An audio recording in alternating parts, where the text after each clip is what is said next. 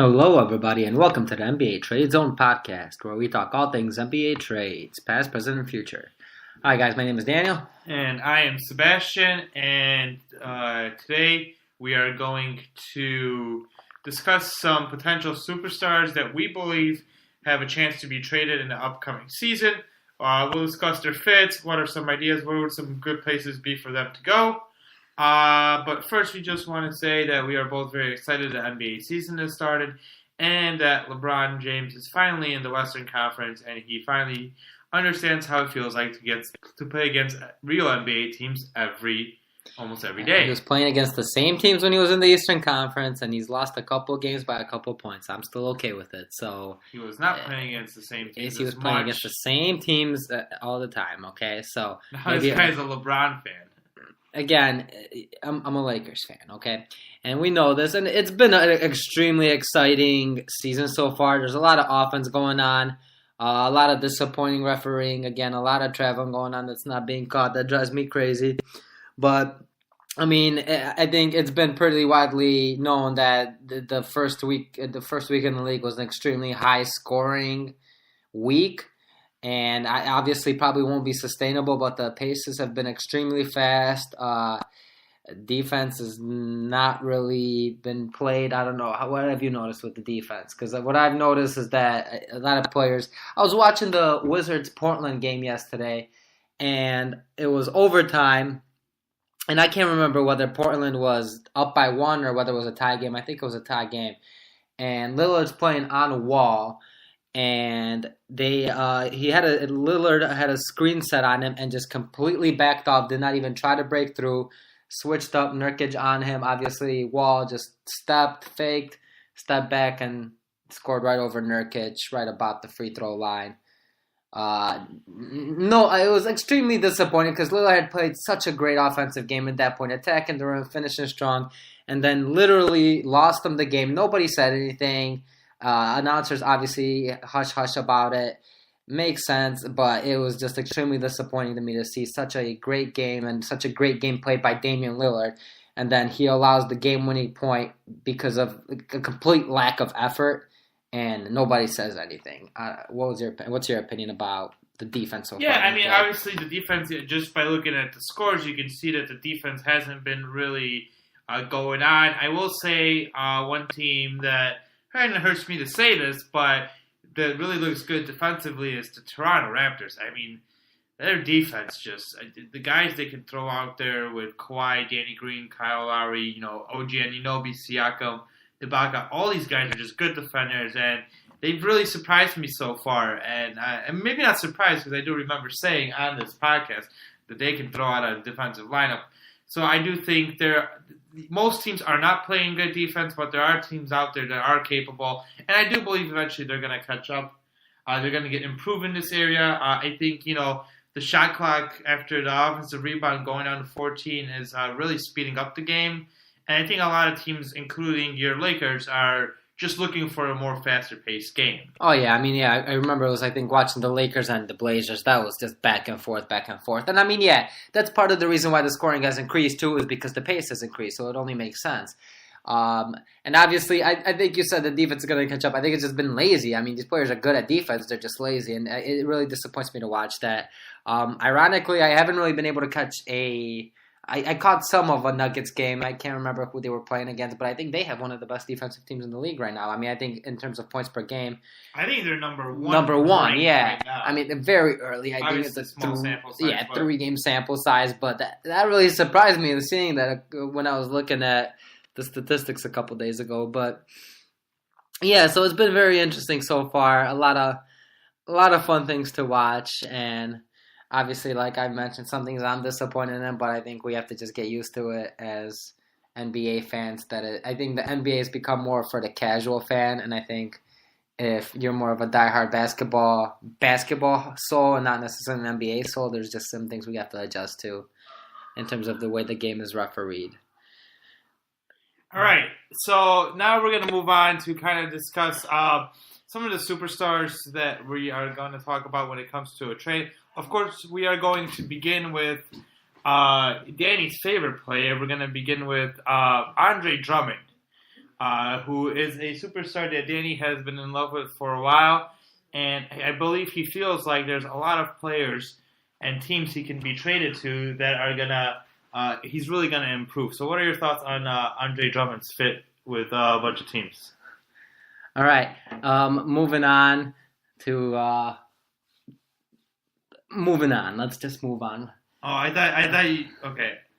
Danny wanted to call this Andre Drummond and other NBA superstars, but I think I convinced him, and we're gonna actually we're gonna call it Anthony Davis, but we're not gonna start with him. We are gonna start with a player that both of us think has the potential to be traded just because he's on a team where it's not going to go very far, and that man's name is Kevin Love. Yeah, and real quick, I think before we move on, I think these are players who might be traded during the season, but probably more likely to be traded during the 2019 offseason. So I think that had to be brought up because you don't see many superstar trades during the season, especially not major superstars, and you don't see many superstars requesting trades during the season. I think they like to wait it out to see how the season ends, how they do in the playoffs. But yeah, Kevin Love, I think Kevin Love is probably the most likely one to be traded during the season just because of how bad Cleveland, not only how bad Cleveland was expected to be, but how bad Cleveland should be and how bad Cleveland has looked so far. So yeah, and again, he signed that extension this offseason. I thought it was a terrible extension, and I thought that would ruin his trade value. A lot of people were speculating that the reason they signed that extension was to build up his trade value. So I don't know, but nonetheless, I think there will be teams who want him. Where do you like him? What do you see as a fit? Well, I mean, when I'm looking at a team, I'm looking at a team that feels like they're one piece away from really contending. So like one of the teams that I was thinking of would be maybe like the Portland Trail Blazers, maybe the Washington Wizards. Teams who, the other team I was thinking was the LA Lakers, but I'm like, wait, that's not going to work. LeBron James is there, and obviously it didn't really work out very well, so I don't think that's going to happen. But I'm looking at teams that have a few assets that they are willing to part with, and who also might have contracts that they're able to trade just to make things work because Kevin Love is getting paid $30 million. So that is going to be, you're going to have to make things work there. So I would say like a Portland Trail Blazers, a Washington Wizards, maybe a Miami Heat who have no other way of picking up, signing a free agent, but maybe they can trade for Kevin Love. Yeah, and I'm trying to think out of those trades. I mean, yeah, theoretically, I think he does fit in real well with Washington and Portland. I'm just trying to think of what type of package would be ideal among those teams. I mean, both those teams have some players, even some rookies and some younger players who would make sense in a trade. The Wizards have Oubre. I forgot what the guy's name is that they drafted, but he was a near lottery pick. I think he was selected 15th. Portland has Zach Collins. They have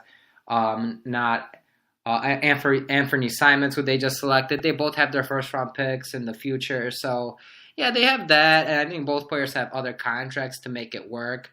Kelly Oubre might be a good player to trade for him. So, yeah, those two teams would make sense. I just think it would also depend on who they'd be willing to give up and who Cleveland would want to take back. I think Washington would maybe be the better fit for him, and the better package would be able to be received by Cleveland with Kelly Oubre being there, maybe Tomas Saransky, Austin Rivers is there, who's on an expiring contract. Like I said, I forgot what that rookie's name is, but they did just get a number 15 selection that they drafted. We're going to look up really quickly what that rookie's name is. And again, their first round pick should be a little higher than Portland's.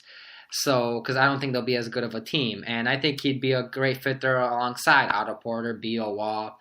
The four teams I think that might make sense for him. And tell me which one you think he'd be the best fit on here. I'll throw out a couple of teams here. I think Minnesota would be a decent fit.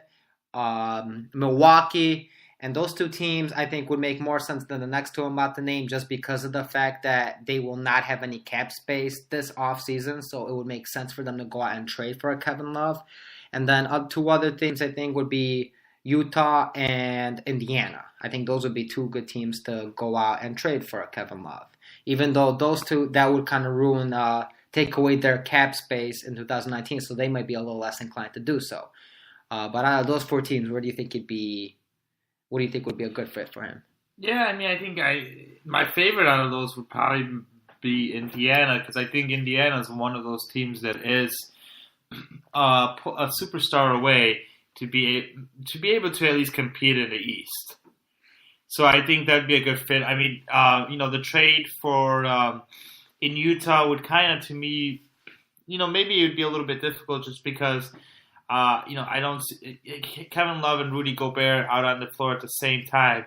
I mean, we saw last year in the playoffs how, as good as the defensive player Rudy Gobert is, he really can't be on the court against Golden State's death lineup, all right? Because then he just gets exposed, and they'll they'll screen whoever's being guarded by Rudy Gobert is going to be screened.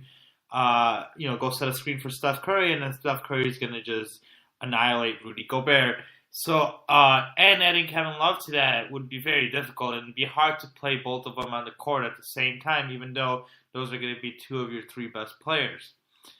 Well, I guess you got to look at the alternatives too. What's a better alternative for Utah? And again, there are some. I mean, you have Jay Crowder out there playing the 4 with Joe Ingles, Donovan Mitchell, and Ricky Rubio. I mean, but you could keep him. You could keep Jay Crowder. You don't have to trade him in that deal. Yeah, I understand that. I'm just saying that it's going to be tough to have 2 of your top 3. I'm not saying. I mean, adding Kevin Love would probably improve that team. I just I think Utah is one of those teams that if anyone's going to compete against the Golden State Warriors this year in the West, Utah was one of the teams that could put up a fight. I don't know how adding Kevin Love is going to actually make this team better and able to beat them, You're really against Utah receiving another superstar. You don't want Kemba Walker there. You don't like Kevin Love there. Yeah, I mean, I'm not a huge fan of Kevin Love. I'll say that. I'm definitely more of a Kemba Walker fan. Kevin Love's lack of defense scares me. Kevin Love's the fact that he hasn't really produced great numbers in the past 4 years. I mean, obviously, it might have been a situational thing, but from what we're seeing right now in the first 3 games, again, small sample size, but it doesn't show. He's not showing me much. Well, what, on the defensive end or on both ends this year? You don't think he's doing too well on the offensive end? I mean, granted, I haven't gotten around to watching a Cleveland game yet, but from what I've seen, 2014 and 4. Yeah, but not on very efficient shooting. It's actually terribly efficient shooting. To be fair, from both the 3-point line, I mean, he's shooting about 38% from the field, and I think about 20% from the 3-point line. However, I think if being surrounded by better teammates would probably improve that. Yeah, so if I'm just looking at his field goal percentage this year is 30.4. I mean 30.304. I'm sorry. So he is having a terrible. His efficiency is very bad this year. Oh yeah, I mean, yeah, and again, so. It'd be interesting, but I mean, if you're talking about lacking defensive ability there, then I mean, 0 blocks, 1 steal for the whole year.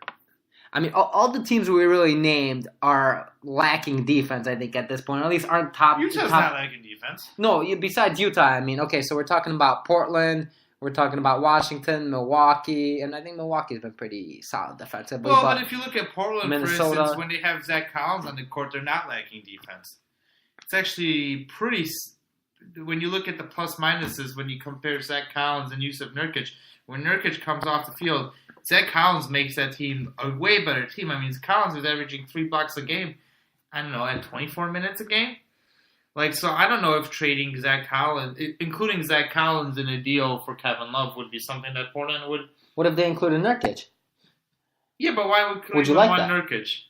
I mean, he's what? He's only 23, 24, a decent center. I mean, I'm not saying only Nurkic. I'm saying Nurkic plus. I mean, Nurkic plus at least a first-round pick. In my opinion, if you're Portland and you can get rid of the Nurkic deal, I'm all for it just because of how much. I think it's a bad deal, though. How much, I don't think it's a great deal. I don't think Nurkic is made to be an successful center in this modern NBA. I'm not saying great. I just don't think it's a bad deal. I think it's a bad deal just because it keeps Zach Collins on the bench. And I don't want Zach Collins on the bench. I want him to be out there doing more, playing more. And you know what? I mean, you might even be right. By the end of the year, he might be playing more. I don't think, again, the GM signed into that extension, not the coach. The coach plays who thinks it's the best fit. If he sees that Zach Collins is the best fit, I think he will play him and have no qualms about it.